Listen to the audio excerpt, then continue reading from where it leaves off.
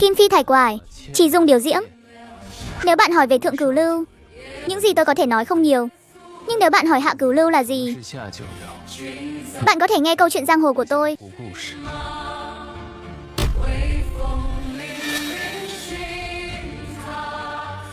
Tập trước đã nói đến mỹ nữ tiểu văn, ngay khoảnh khắc nghe biểu ca nói đi ăn đồ nướng, đã nghĩ ra một kế hoạch khép kín hoàn chỉnh, cách lợi dụng tôi để làm mồi nhử. Chắc chắn phải lấy được một miếng thịt của thế lực đối phương, nhưng không ngờ cuối cùng kế hoạch lại bị phá vỡ một cách vô tình.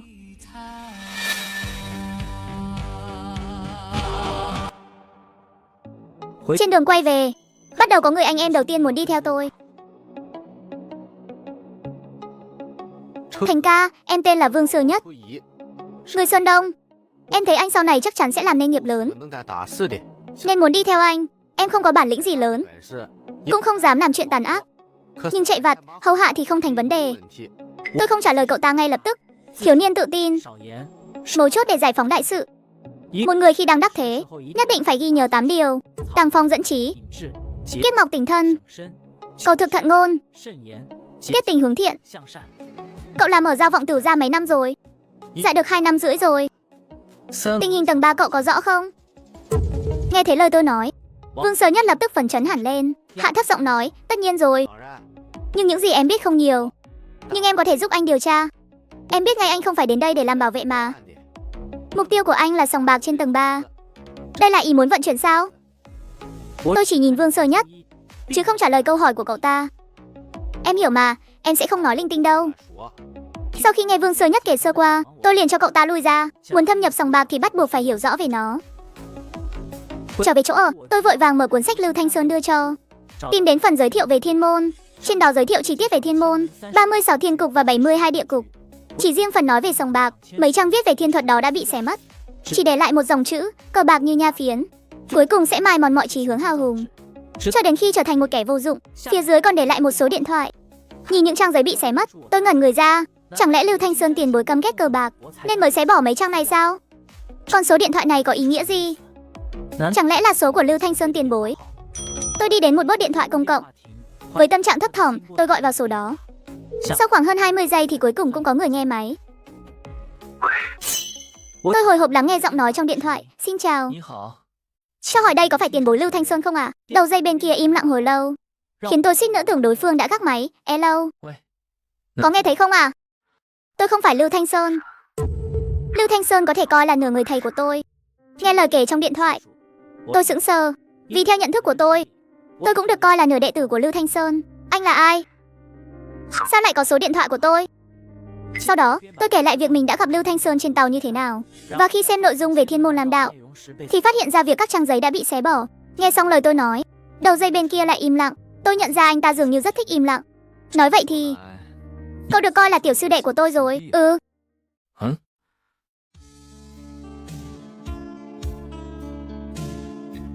5 năm trước tôi kinh doanh thất bại, đã nghĩ còn muốn ra đi. Trên cầu vượt có một dãy ông lão đang xem bói. Tôi định bụng sẽ giễu cợt họ một chút, tìm liên tiếp 4 người đều là kẻ lừa tiền trong túi tôi. Cho đến người thứ 5, ông ấy nhìn tôi một cái, rồi quẳng cho tôi 10 đồng, bảo tôi mau cút đi, nói rằng không xen tướng cho người sắp ra đi. Xui xẻo, khoảnh khắc đó tôi đã khóc. Tôi có người vợ xinh đẹp, đứa con gái đáng yêu. Nếu có thể sống tiếp thì ai lại muốn ra đi chứ? Tôi đã quỳ xuống trước mặt ông ấy, đưa hết mấy chục đồng còn lại trên người cho ông ấy, cầu xin ông ấy chỉ cho một con đường sống. Nhưng ông ấy chỉ lấy 1 đồng, và chỉ cho tôi con đường trị giá 1 đồng đó thôi. Ông ấy bằng lòng giúp tôi, hoàn toàn là vì tính toán được rằng trong nhà tôi vẫn còn người đang đợi tôi về, đồng thời nói với tôi rằng tôi sẽ đón nhận vận thế rồng vươn suốt 5 năm, và đưa cho tôi một cuốn sách chép tay.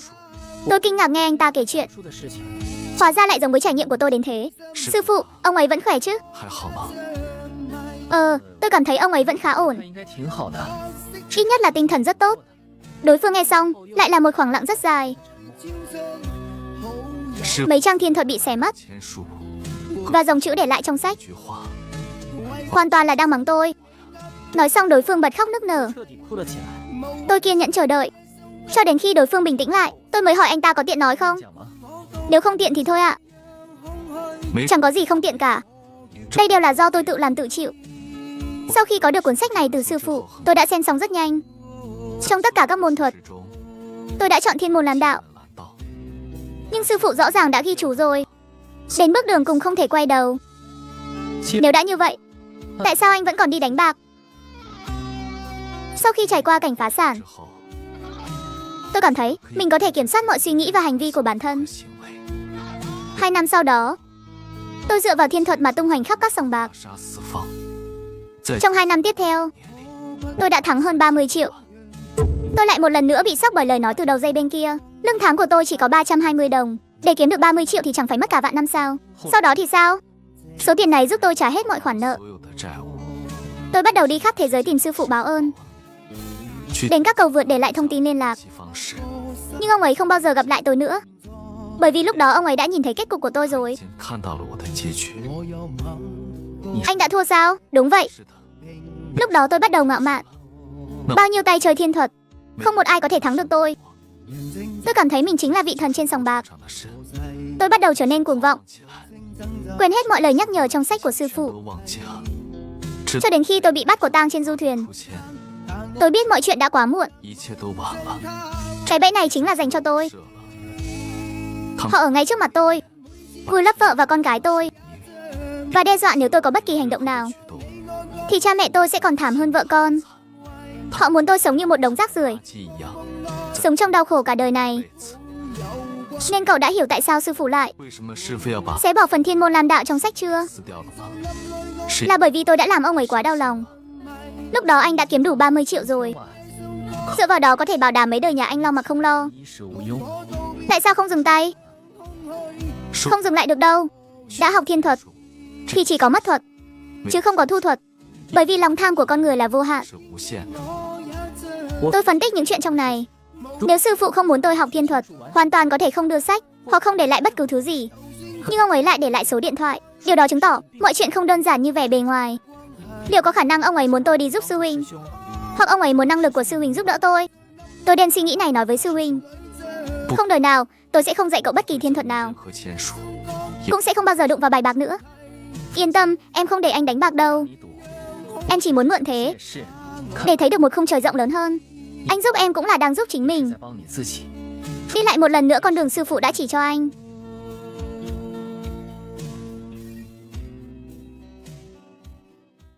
Kim phi thải quải, thiên dung điều diễm. Nếu bạn hỏi về thượng cửu lưu, những gì tôi có thể nói không nhiều. Nhưng nếu bạn hỏi hạ cửu lưu là gì, bạn có thể nghe câu chuyện giang hồ của tôi.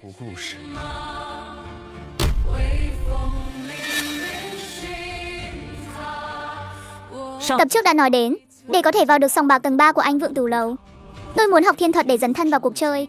Tôi đã gọi điện cho sư huynh, nhưng sư huynh kể về trải nghiệm đau thương của đời con bạc, khuyên tôi từ bỏ ý định này, và đã từ chối lời mời của tôi. Tôi chỉ có thể tự mình lẻn vào sòng bạc nhỏ, tìm kiếm kẻ lừa bịp lão luyện có thể đang tồn tại ở đó. Tên anh Kiệt này đến mấy ngày rồi? Vừa đúng 1 tuần. Mỗi ngày đều thắng hơn 1.000 đồng. Tôi nói này anh sao? Tên anh Kiệt này có vấn đề đấy. Chuyện không có bằng chứng thì đừng nói lung tung.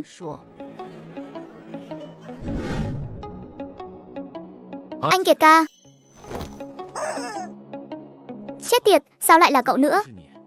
Mẹ kiếp, cậu rốt cuộc muốn làm gì? Anh Kiệt ca, em thật sự muốn học theo anh. Anh dạy cho em đi mà. Mấy ngày nay cậu không bưng trà rót nước thì cũng mua thuốc lá để tiếp cận tôi.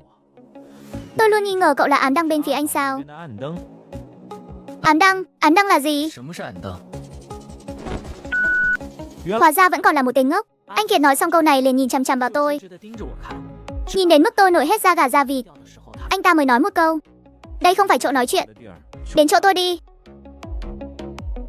Lão Điền, chỗ tôi có một đứa tay chân không sạch sẽ. Ngày mai anh qua xem giúp tôi một chút. Việc này tôi giúp chị thì có lợi ích gì không? Hề, mẹ kiếp. Bánh sủi cảo của lão nương anh ăn ít sao? Lần này là giải quyết xong, sẽ cho anh ăn thêm vài lần. Nói cho anh biết, gói nhỏ là lão nương không hài lòng đâu đấy. Cậu nói đúng rồi đó. Tôi chính là lão thiên kẻ bịp bài. Tôi biết chào bài. Tôi sẽ cố gắng xào mấy quân bài này. Vào thời điểm thích hợp, sẽ cháo quân bài trong tay lên bàn. Cái khó là cháo lên thì dễ. Nhưng muốn trèo xuống thì không dễ như vậy đâu. Đây là tay nghề. Tốc độ phải nhanh, thần thái phải tự nhiên. Nói xong anh Kiệt liền biểu diễn quá trình đó một lần. Tay của anh Kiệt rất nhanh. Ngay cả khi tôi biết khi nào anh ta chuẩn bị cháo bài, cũng không nhìn ra sơ hở nào. Lợi hại thật, nhưng thứ này của tôi chỉ là trò vặt thôi. Cũng chỉ chơi được ở mấy chỗ nhỏ lẻ này. Vào sòng lớn thì không qua mắt được Minh Đăng, Ám Đăng đâu. Thế nào là Minh Đăng và Ám Đăng? Minh Đăng là những kẻ canh sòng lộ diện bên ngoài. Bọn này dễ nhận ra. Ám Đăng thì khó tìm hơn. Họ trà trộn trong đám con bạc để bắt kẻ gian. Chỉ cần họ tự không lộ diện thì cậu hầu như không thể đoán ra. Nên khi cậu tìm đến tôi đã lập tức coi cậu là Ám Đăng của anh sao rồi. Tiếp đó, anh Kiệt giảng về các loại thủ pháp thiên thuật trên bàn bạc. Ví dụ như nhất hoa thủ, điều khẩu công, quỷ thủ, có tới hơn 30 loại. Còn có một số loại dựa vào đạo cụ nữa, nhưng người có tay nghề thường coi khinh những loại gian lận đó. Cậu có thể bắt đầu từ điều khẩu công trước. Thực chất là hai chúng ta dùng ám hiệu trên bàn bạc. Ví dụ như sờ mũi, gõ bàn hay những thứ tương tự. Anh Kiệt nói xong, hai chúng ta liền lặp đi lặp lại việc mô phỏng ám hiệu khẩu quyết. Đến khi nhớ kỹ hết thì đã quá nửa đêm rồi. Sư phụ tôi chỉ dạy tôi có bấy nhiêu thôi. Hai chiêu này tôi đều truyền lại cho cậu rồi đó. Ngày mai cậu ngồi cùng bàn với tôi. Dạo này bọn họ theo dõi tôi hơi gắt rồi. Tôi sẽ thắng một ván lớn cuối cùng rồi rút lui. Tôi gật đầu đồng ý. Tôi biết muốn vào được sòng bạc tầng 3 của anh Vượng Tù Lầu thì bắt buộc phải bước đi bước này. Vì thời gian đã quá muộn nên anh Kiệt để tôi ở lại chỗ anh ta. Đêm đó tôi mơ một giấc mơ thấy có con rắn đang chui vào mông mình. Tôi giật mình tỉnh giấc, phát hiện anh Kiệt đang ôm tôi từ phía sau và đang làm những hành động bệnh hoạn. Tôi tung một cước đá bay anh ta. Anh Kiệt không những không tức giận mà còn đoán trách nói gió lên rồi và nói tôi thật tuyệt tình. Tôi nén cơn buồn nôn, dạy dỗ anh ta một trận tơi bời rồi vội vàng chạy ra ngoài.